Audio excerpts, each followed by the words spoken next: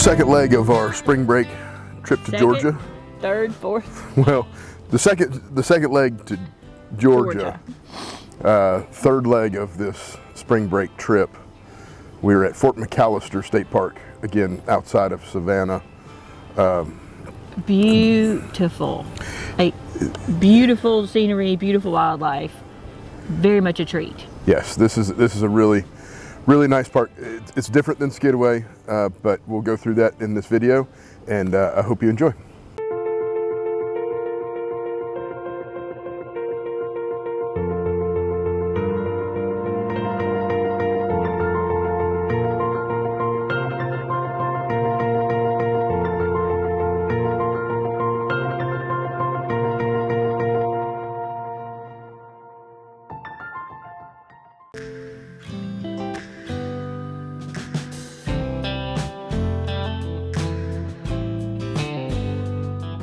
So as we were planning our spring break trip, it became obvious that it was too late to get a full week of anywhere for spring break. Total rookie mistake on our part. Which we're not rookies, but yeah, we just took too long to plan that out. But we did find a couple different places where we could stay a few nights. Skidway was the first one. We've already seen that video. We'll put a thing up here to show that video. But Fort McAllister was just down the road, and what'd you say?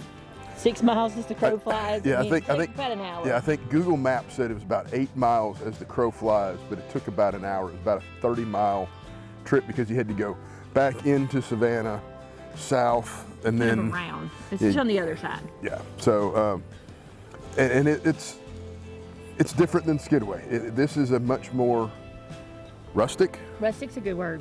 Much more rustic vibe here.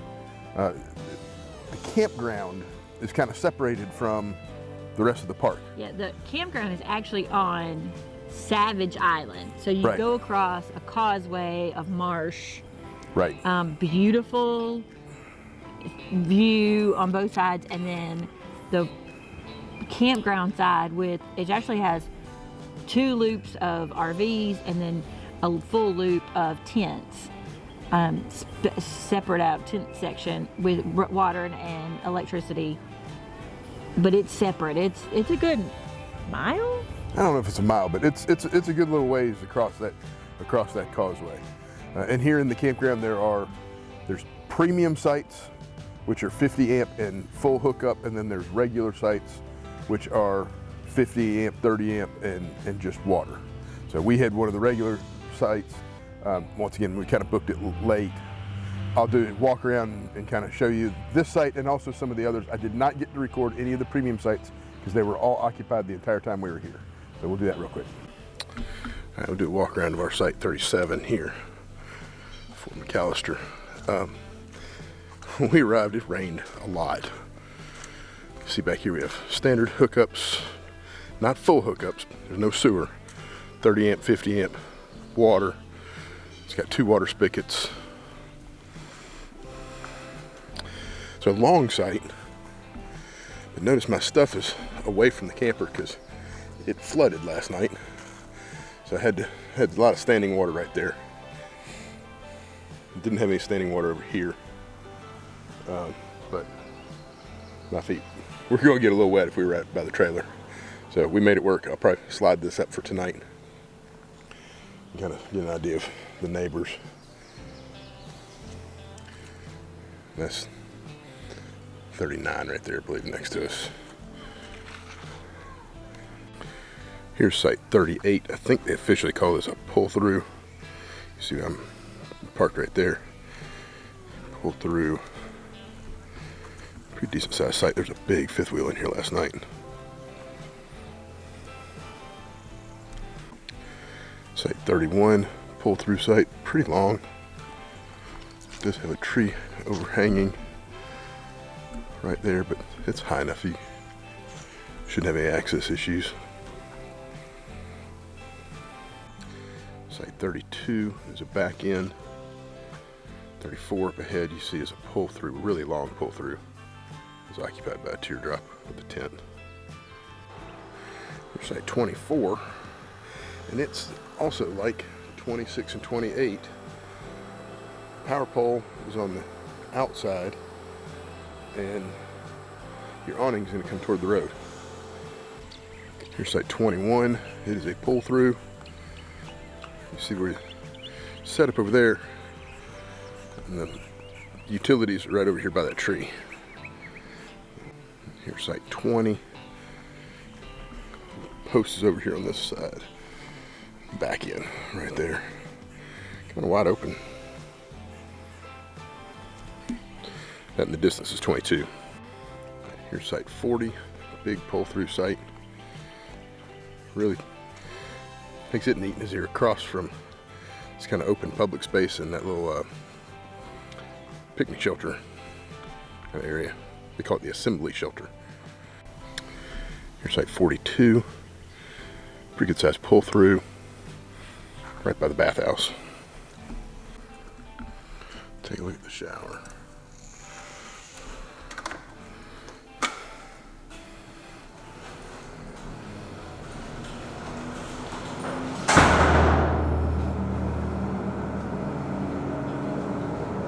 Pretty standard shower.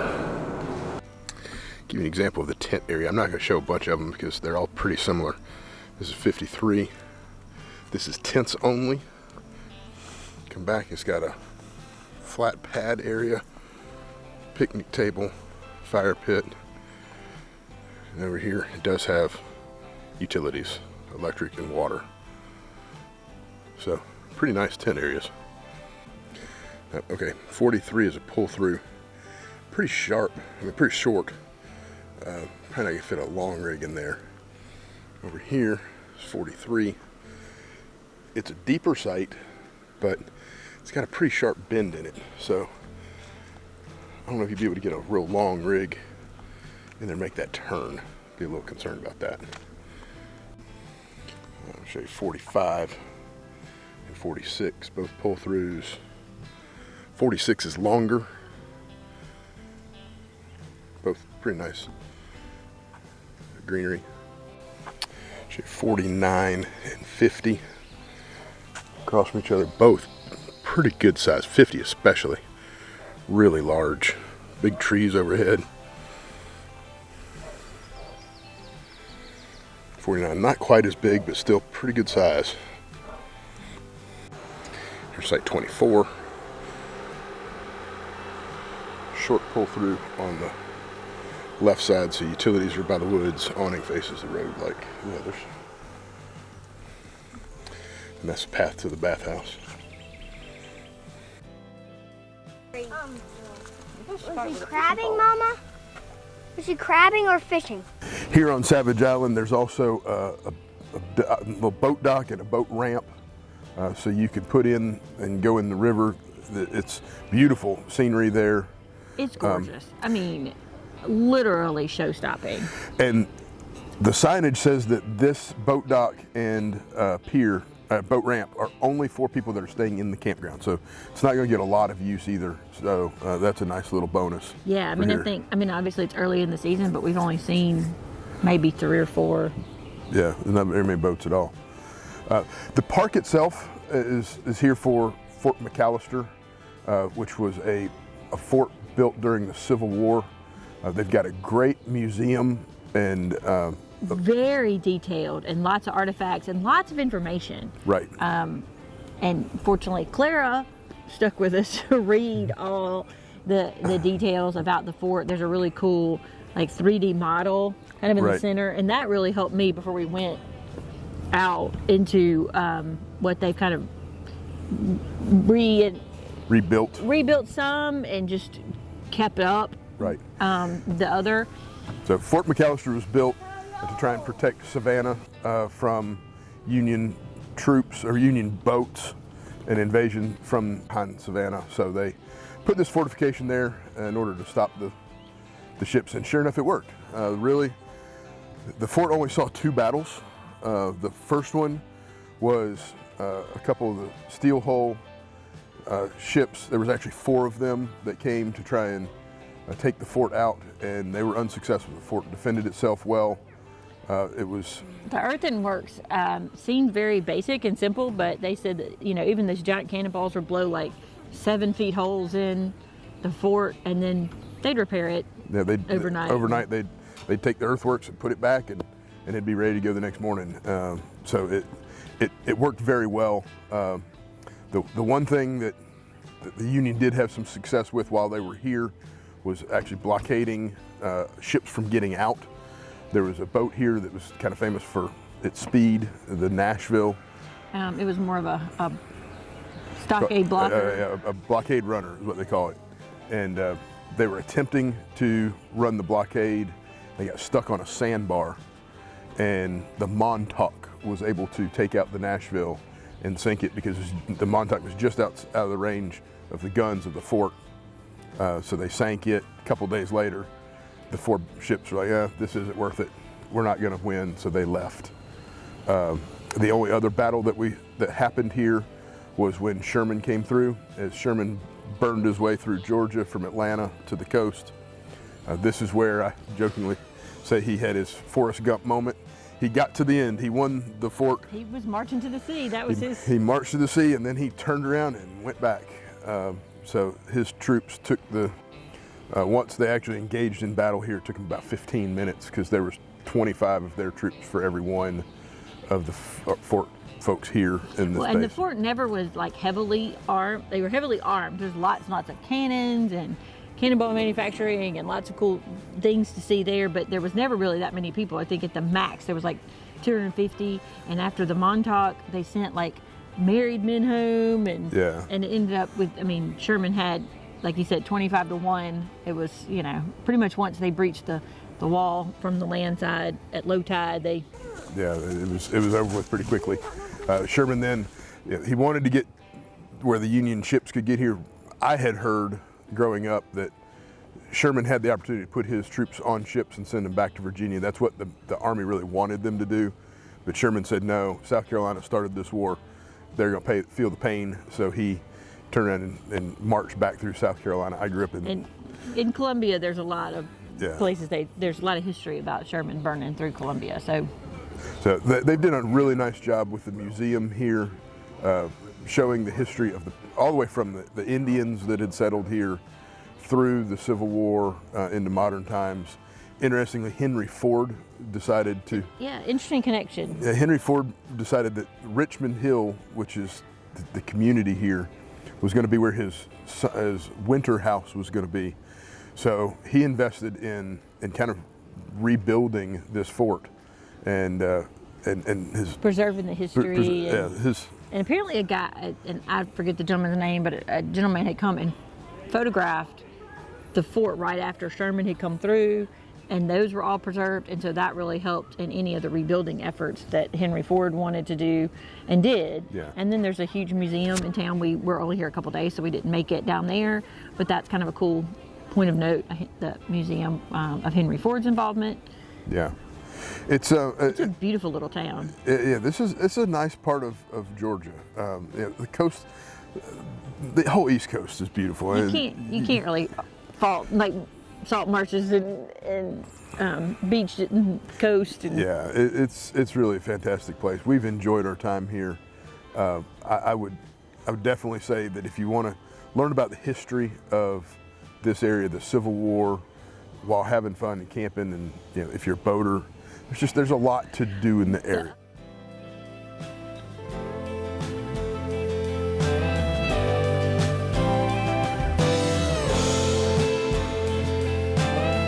Raccoons. The raccoons are very, very strong here.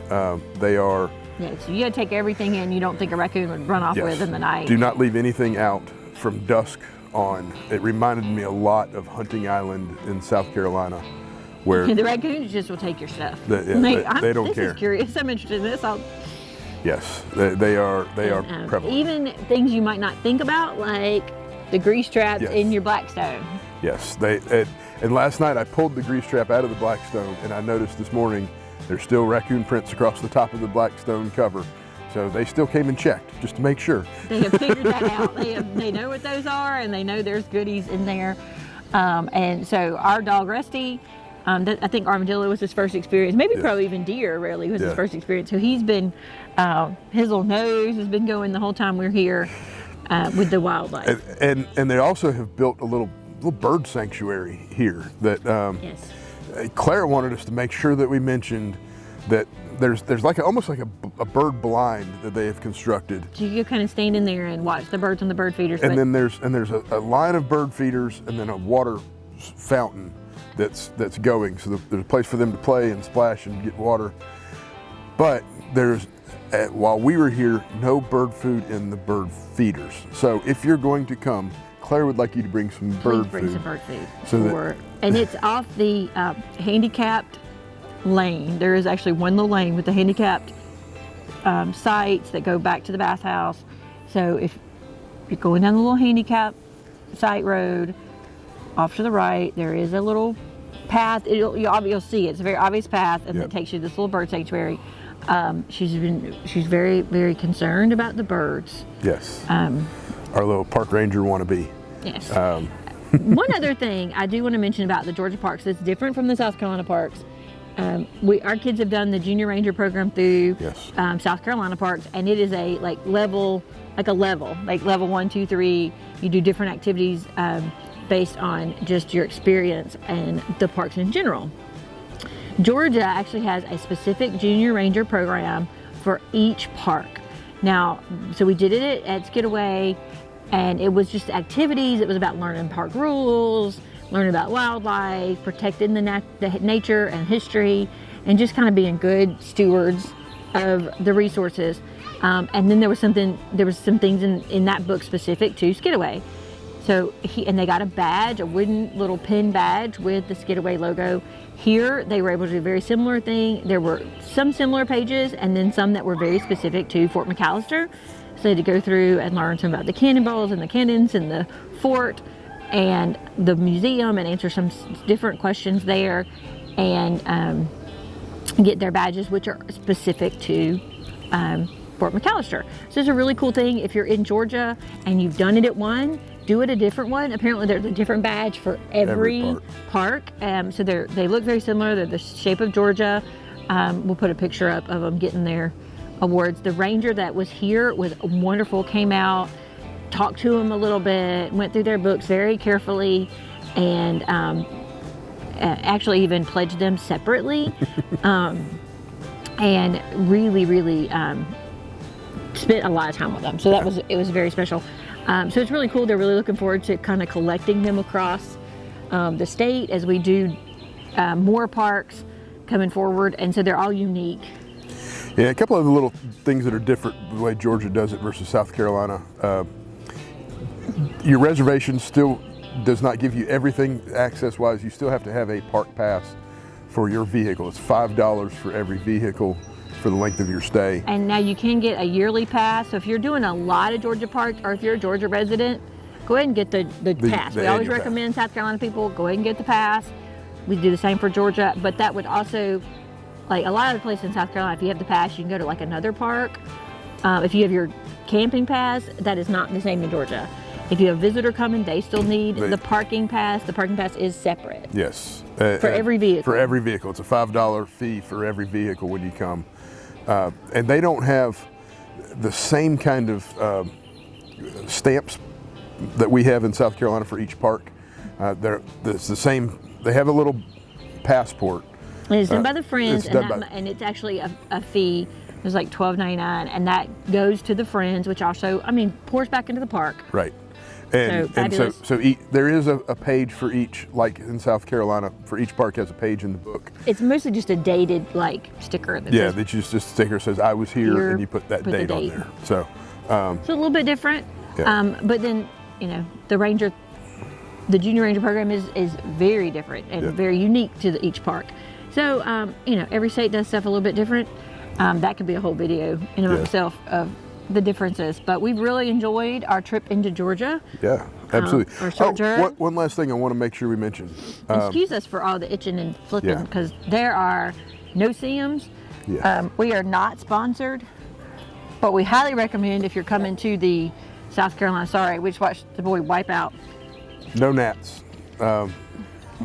The boy recommends just general off, but Well for the worth it. little tiny ones, the no gnats, and let me see it for a second. We had talked about this in our getaway, but it's citronella, lemongrass, rosemary oil, and geranium oil. So really, you know, safe for the kids.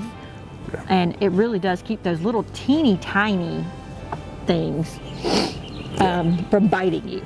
They look like nothing, but they pack a punch. Now, if you don't have a camper and you want to stay here and you don't want to be in a tent, they do have what they call cabins. Oh no, they call them cottages. They call them cottages. They are Yeah, like they're houses. beach. They are beach houses. They are beautiful. We rode through and were very impressed. So, another way to stay here and see the park. They're over closer to the fort. And they're up high they're up out of high. the marsh. And, I mean, so they probably have amazing views and sunsets. And There was one that looked handicap accessible, but there was a total of 7. They look very nice. They're- well worth it if you're into that kind of staying. check those out. Yeah. So, all in all, we've really enjoyed our time here. We've enjoyed the Georgia state parks. We'll be seeing more of them. Highly recommend it. If you're in the area, you want to learn about history, come check out Fort McAllister State Park outside Or if you just of want Savannah. to, you know, spend time in nature. Yep. This is a good place to do it. Thanks for watching. Still better.